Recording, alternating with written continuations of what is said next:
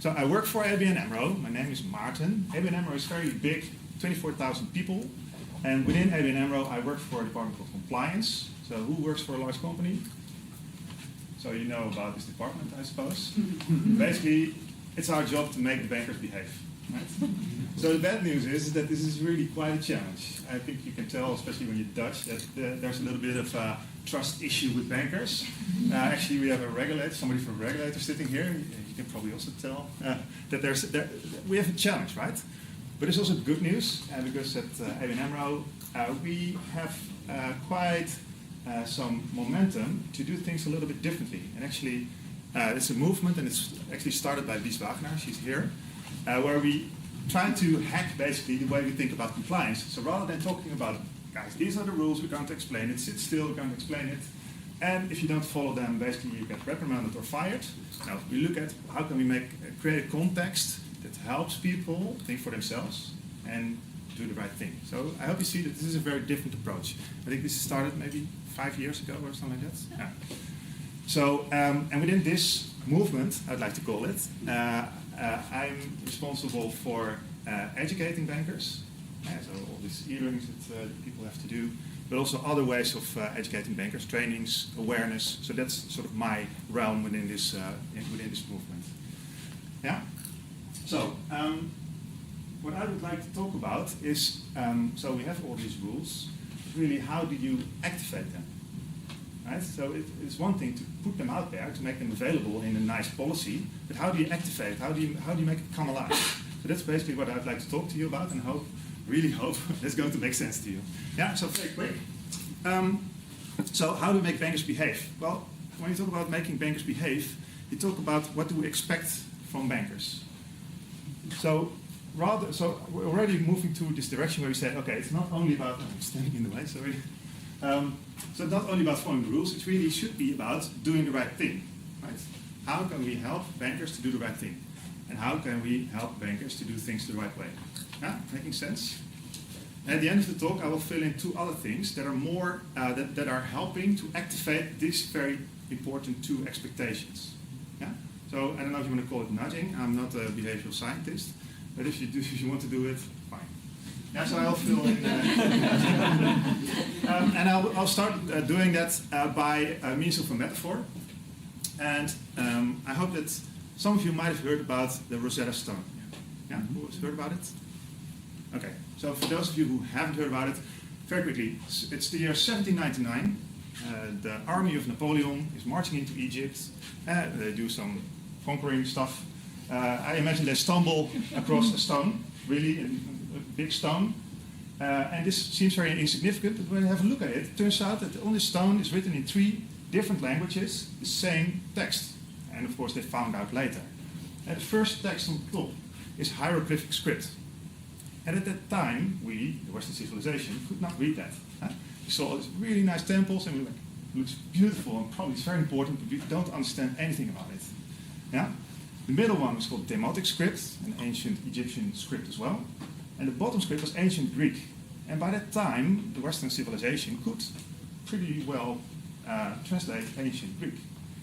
So, by means of this stone, all of a sudden, all these weird hieroglyphs could be deciphered.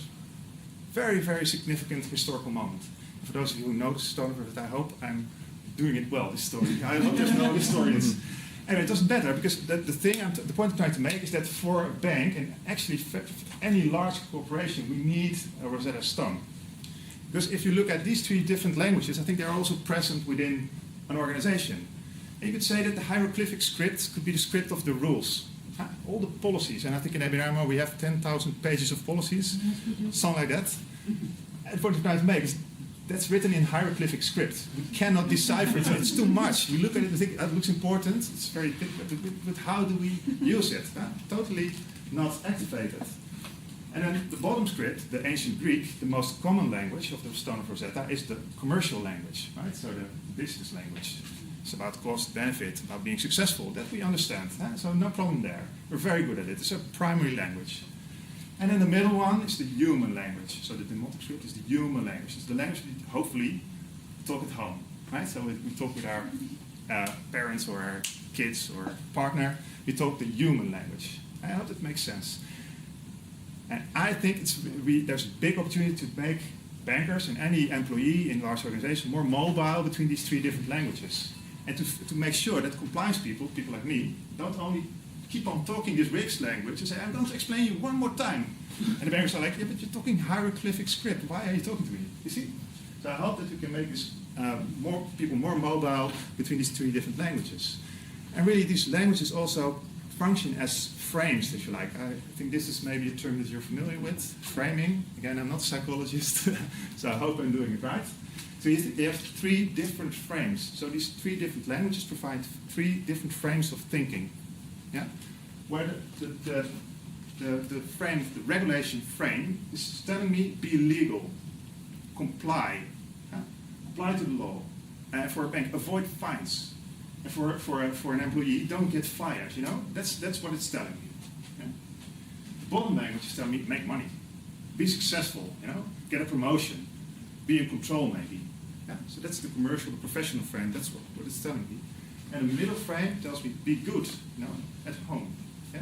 This is the moral frame. The moral language is telling me be good, do no harm, be valuable. You know, so it's very, very different. Yeah? Is it making sense?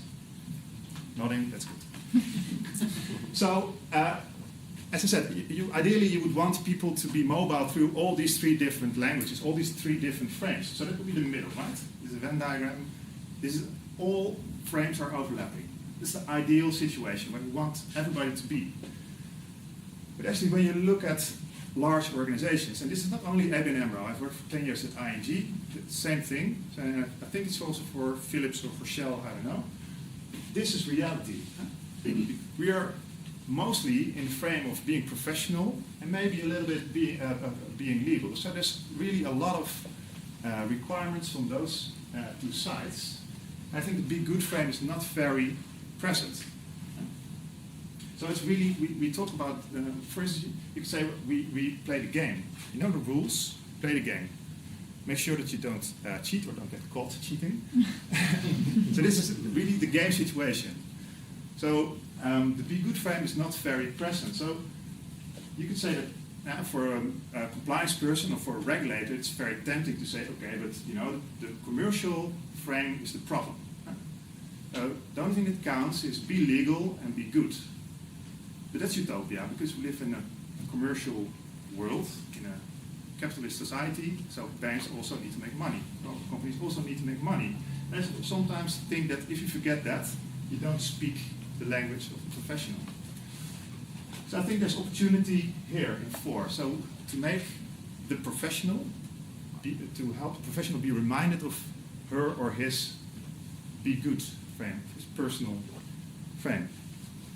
So I hope this image shows that, because so if I'm a professional, this is my professional self. This is who I am at work. I wear a tie. This is my human self. Huh? So this is where I am in the be good frame most of the time. This is my primary frame. This is where I'm in the be professional frame. But really, in the ideal situation, you want who I am as a professional to be a subset of who I am as a person, right? Not something else. It should not be the case that when I leave my home and when I put on my tie, I enter the door into the office, I'm somebody else, right? That's sort of schizophrenic. But really, when I think about it for myself, I cannot speak for other people, it is really a little bit the case. I am a little bit somebody else, maybe with different values at work than I am at home. So this is a problem that we need to solve, I think. So for me, I think it's good if I'm reminded of my human self more in a professional setting. And think about it, because we're trying to activate this. This is a very important concept. So the challenge is that this is sort of, again, the Venn diagram, but then in reality, we say that we get a lot of pressure from the be legal side. We have all these regulations. It's too much. It's too complex. And actually, the rules change all the time. We have a lot of instructions. We have to fill in a lot of forms, all because of this regulation. It takes a lot of time. It's a lot of pressure there. Yeah? And from the other side, there's a lot of pressure to be successful, right? We have targets. We have to meet targets. And we have very little time. The time is incredibly scarce. So it's very tempting And actually the be good frame is sort of squeezed out of the equation. Nodding? Good? Okay, so this is a problem. So we think we need to fix this. So we need to sort of make the be good frame at least as big as the other ones. This is when you talk, I really love the term moral silence, where people feel they cannot talk about the be good frame. If you say, there's a lot of pressure from commercial side if you're in a meeting, and when you say, hey, but guys, it doesn't really feel good, there's very little time for that. It's very hard to get attention for that. Actually, a big project. Maybe you should do a next talk about this. And then the other situation is also, I think, very interesting, because when you talk about this very important middle language, this middle frame, when we talk about what's right and what's wrong, what's harmful and what's valuable, I mean, society is very much talking about this, right? We talk about how we don't want criminals to have access to financial services. We talk about how we don't want to help terrorists finance their attacks. Or we talk about how we want to protect consumers from maybe harmful products. So this is a very moral discussion, very much in the be good frame, very much in the human language. But then when we translate it in the society translates it into rules, to regulation, it moves into the legal frame, into the be legal frame. And then we translate it from a law, we translate it into a policy. So we bring it into the company via this frame, via the frame that tells us, just don't get caught, follow the rules, don't get fired. So the spirit of the law is already a little bit more to the background. So we talk now about the letter of the law, like it's written down. And then we have to translate it to the professional frame, like it has to be, you have to have time for it, you need to, professionals need to work with it, so we translate it into instructions. So we translate it to something that relates to the people in the professional frame, the commercial frame. And now, the banker is here, right? So, and we still expect the bankers not only to follow the rules, but also to follow, let's say, the spirit of the law, right? We want people to have a moral compass, but that's very hard. But actually, because what we're asking them is sort of reverse engineer this whole process and relate to the spirit of the law. So I think this is weird, and I think this is broken. So I think this should be here. This should be directly connected. Because if this is directly connected, I can think for myself as a banker, what interests am I serving? Something that I promised actually to do in the banker's oath. But help me, this is not helping me. I so hope that this is making sense, because I find this incredible that this is happening. Yeah. And again, not only at ABN AMRO, it's for all, it counts for all kinds of regulations. So when you talk about norms here, if the norms are there, they're inactive whenever they reach the banker. Big problem. Very short, this, I try to visualize here that have to is much stronger than want to. So how I make my decisions is because I have to, and when I have to, I don't want them anymore by default, by definition. Right? So have to, if I have to do something, I don't want it anymore. So I think this should be more in balance. So we should tap into the intrinsic motivation of bankers who are, let's say, largely great people. All the ones I know are great. So we can tap into this intrinsic motivation to do good and to avoid harm. And again, the things that we're using right now are not always very helpful. Okay, so I've talked about a lot of problems, and I think it's interesting to also look at some solutions. I don't have time to look at really the concrete solutions. Maybe after the things I can show something, because I have slides, but I'll be quick. But the solutions are in this direction. I think we have to translate whatever is there in terms of regulations and rules. So again, the legal frame, we have to translate it into something that makes sense in the other frames. Again, to be able to move these three different languages.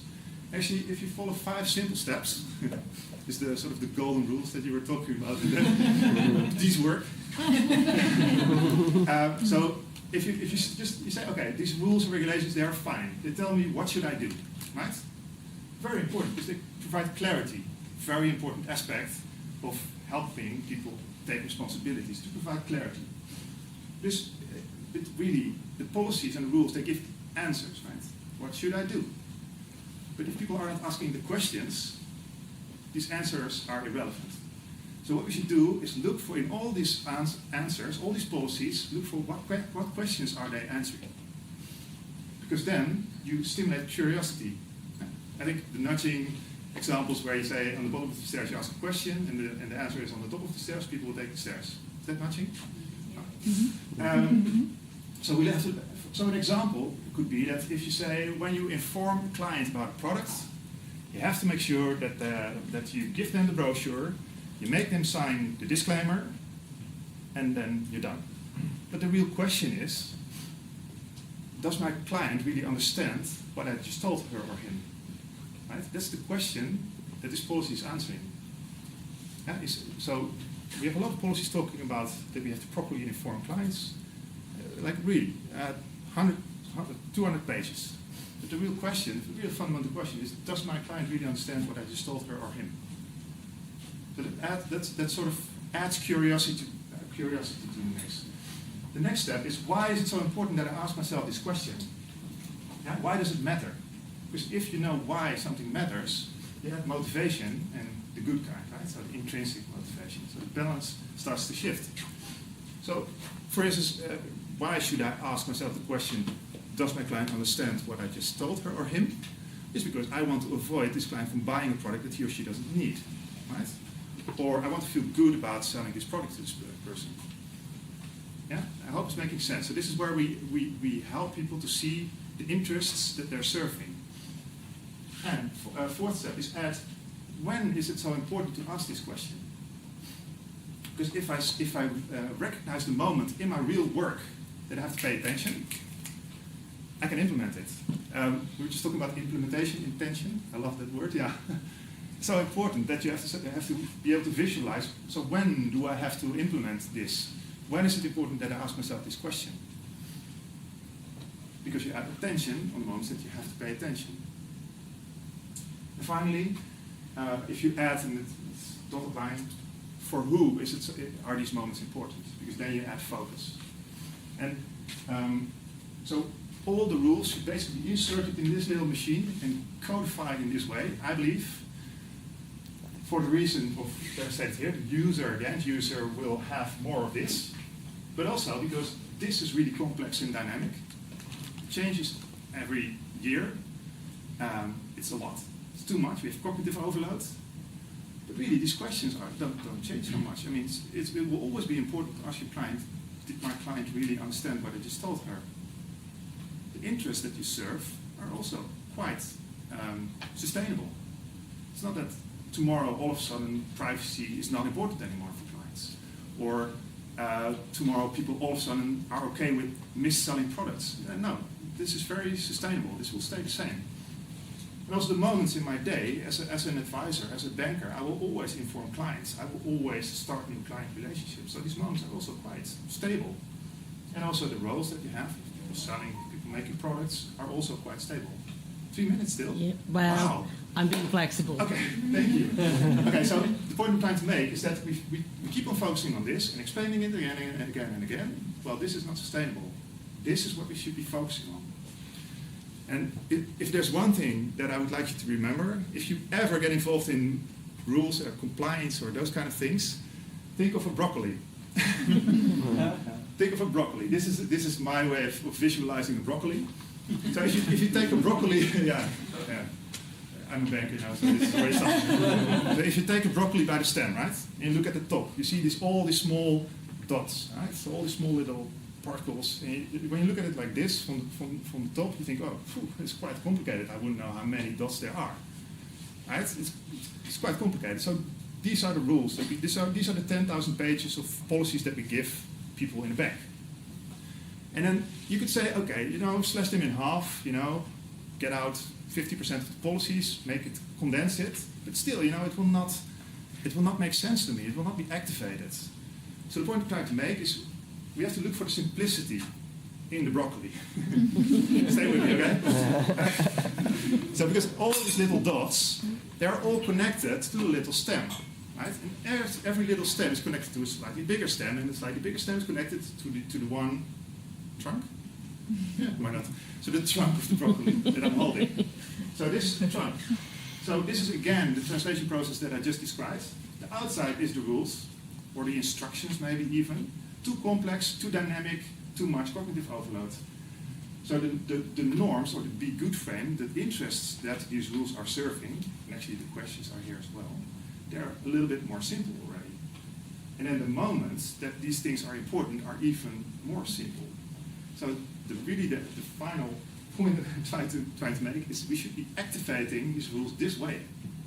And I know if you want to call it nudging or something else, we should be starting with getting people's attention. Where does it really matter?